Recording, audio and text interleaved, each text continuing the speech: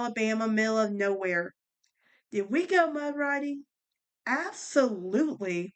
Did we have to hose off before we went inside? Absolutely. Did we live in the middle of nowhere and you could get away with doing stuff like that? Absolutely. Could you get by with it today? No, because somebody's gonna be so offended by it. Yada yada yada yada. Then there's crystals. Now, I am not a big crystals. Here's the thing: I like crystals, but I'm not. They don't appeal to me. Now, there are some people who believe like crystals, like when you touch them, they can.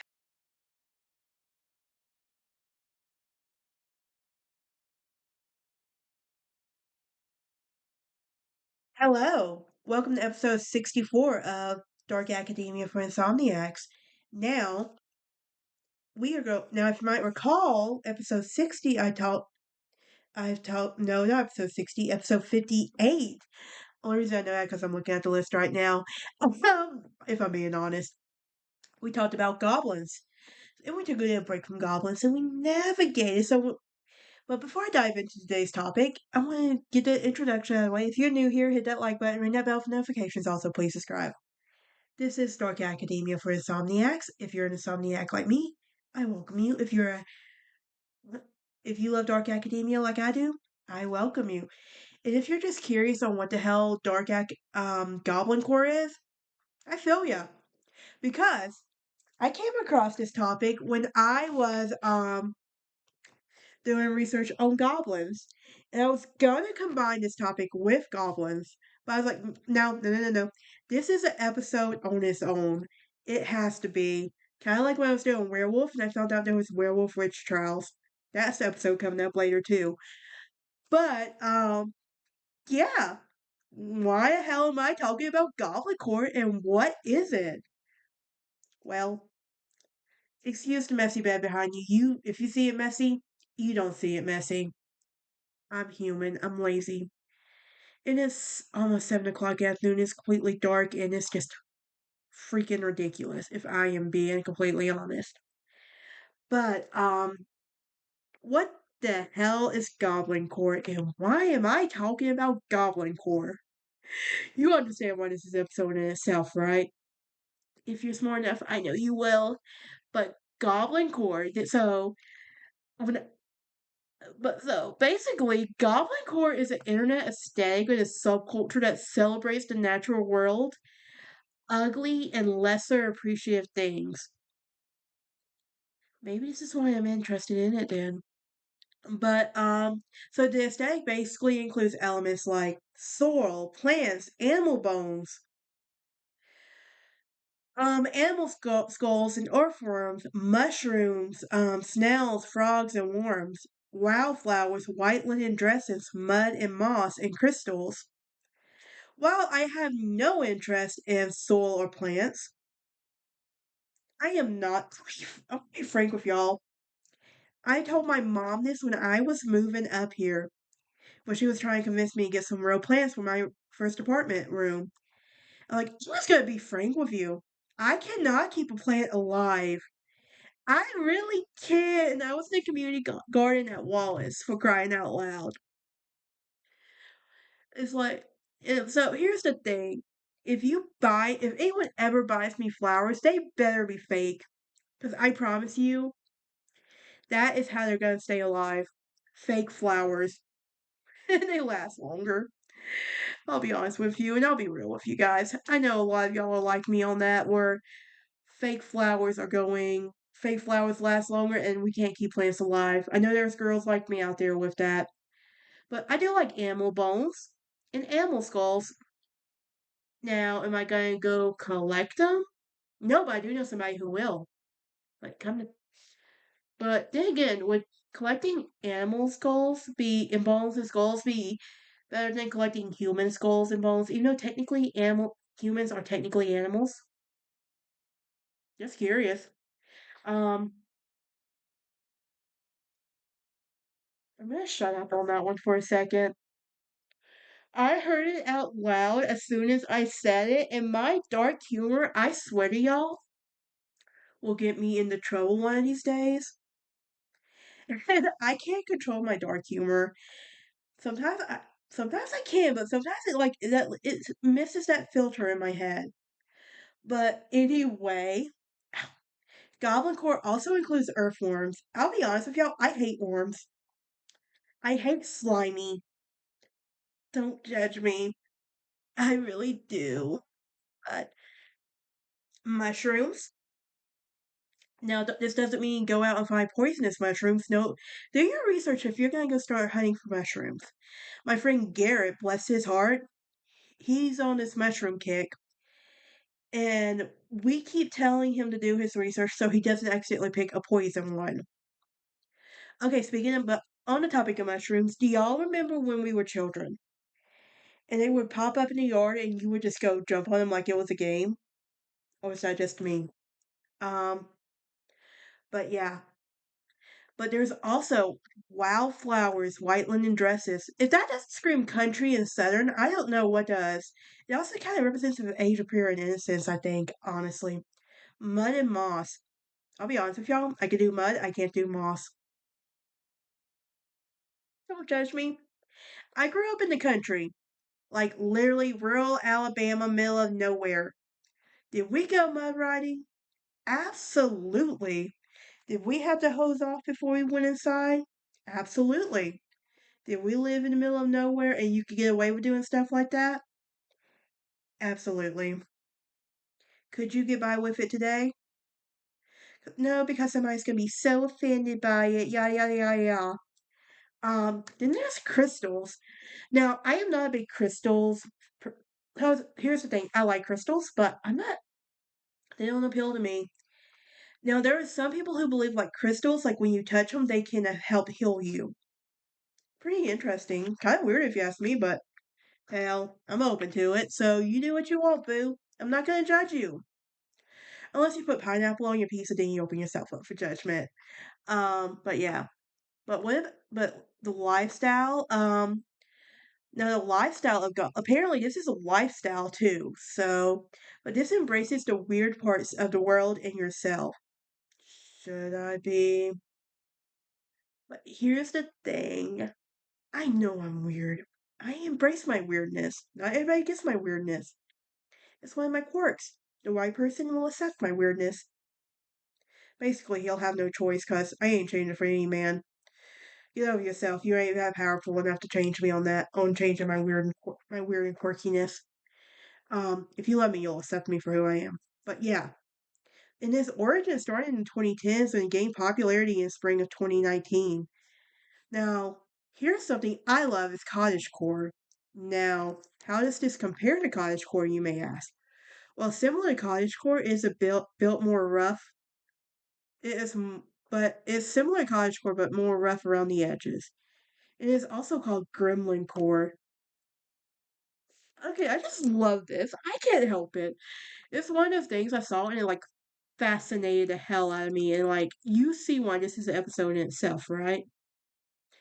Okay, yes. But so what is Goblin Core about, you may ask? Well, Goblin Core celebrates things and others that might be considered flaws. Look, we live in a world where we get criticized for being having flaws. And I say, who the hell cares if you have flaws? But also, Goblincore is also about finding beauty in parts of nature that other people consider gross. It's also about being the unfiltered version of yourself. I love when people are authentically themselves and unfiltered. Like, you go for it, girl. Or guy. Whatever you, girl or guy, whatever, whatever male or female you are. Um, then there's also recognizing your unfiltered version of yourself that deserves to exist in the world. And then there's being in cottagecore for those who actually love to spend time in nature. I like that actually. Do I somewhat relate to cottagecore? God no.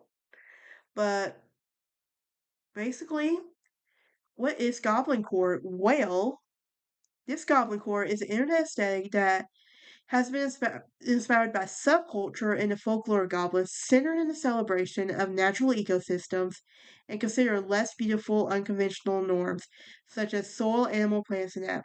Now, the aesthetic includes secondhand and thrifted clothing featured prominently in fashions of Goblincore. Um, Often emphasizes the comfort in brown and green clashing colors. Now, the aesthetic often features idolized imagery of natural creatures like snakes. I hate snakes. Frogs, snails, and earthworms. Um, Animals, skeletons, and rocks. Plants and fungi like ferns. Also, moss and mushrooms and journalists mushrooms. Now, journalist Sabrina Faramazzi has stated this subculture is about chaos, dirt, and mud. What's life without a little chaos, right? But I'm also in an era where I want peace because I grew up in chaos. But proponents of the subculture has also been noted to be collect shiny things, similar to folklore goblins such as silverware, small jewelry, and coins. Now, subculture has been described as connected to the maximalism and escapism, and alternate names are used for this, such as crowcore, dorkcore, cottage golf, feral core. I like the feral core. Kind of like the feral alley cat almost. Um, but what's the history behind it? Well, it is believed to have surfaced online in the communities in the late 2010s, particularly through Tumblr and TikTok, with Amanda Brennan, who's stating that it started to pick up and it hit mainstream in 2020 during which stumbled upon the pandemic. Honestly, I think that was a good time for it to happen, honestly. Now, in July of 2021, the Goblincore subreddit had about 19,000 subscribers and increased 395% in July of 2020. And e-commerce sites like Etsy reported a 695% increase in percentage related to Goblincore in June of 2021. Now, what about the reception? Well, the subculture has been described as anti-consumerist as well as mashable, with writer Morgan Sung, who stated in a maximalist goblin core home, the core is found or built, not product. It has also been noted as having a significant number of LGBTQ plus and specifically non-binary proponents with common catchphrases as no gender, only bugs. Interesting. Now, some have described this subculture as a darker and companion to cottagecore, with Fairmozzi stating that goblincore is cottagecore for those who actually spend time in nature, who know that nature is not sunlit with fields and but gnarly forests and chaotic animals. I know some people who goblincore fits in perfectly, now that I know a little bit more about this, actually. But what does the interest in goblin core stem from? Mean? Well, it stems from a desire to embrace the imperfect. It is often overlooks parts in nature, providing an anti-capitalist and inclusive alternative to modern beauty standards and rigid expectations. It gained significant popularity around 2020, driven by social media platforms like TikTok. And it's gained through research, and you can continue the resurgence. And the aesthetic is appealing because it allows for self expression and connection to the natural world throughout activities like collecting shiny trash and mushrooms, and its value in messy, unearthly, unpolished style. Now, what is the core appeal and theme? Well, excuse me, it is basically embracing the ugly. It finds beauty in traditionally considered unappealing, such as mud, snails, frogs, and moss.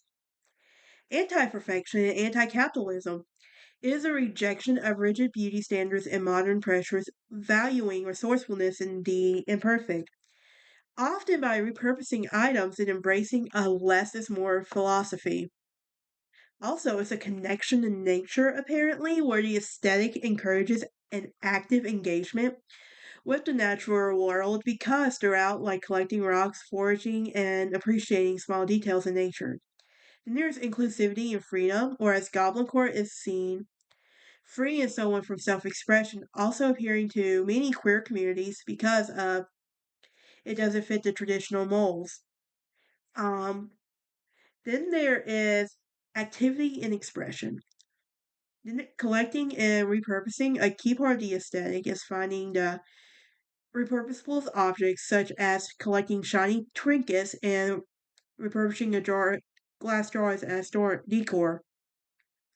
Now, it also involves nature walks and foraging, where people who do this are encouraged to go outside and observe the natural world, even in the urban and suburban setting. Also, creative expression, like activities like collages, flower pressing, journaling, are also popular and engaged in the aesthetic. Even fashion, whereas fashion is also involves earth tones, practical clothing, just like boots and unique finds and secondhand handmade and even hand home decor is like it focuses on natural material, moody lighting. It finds like objects like bones, moss, and mushrooms. Now the origin is as we said, but it's just crazy though. Like oh, another name for it, mushroom core. I'm like when I saw this, I was like, okay, I have to do my research on this separately because does not need to go with goblins. I will say that. And I'm glad I'm doing this separately because I would never get to have fun talking about this episode. Um, honestly. But oh my gosh. What do y'all think? I think I'm gonna turn the comments back on specifically because I want to see the reaction like y'all have the Goblin Core. Like, does that just not make you go, what? And you want to research it more, and it's just like Goblin Core. But all right, I will see y'all next time as we talk about dystopian genre. Y'all have a great day.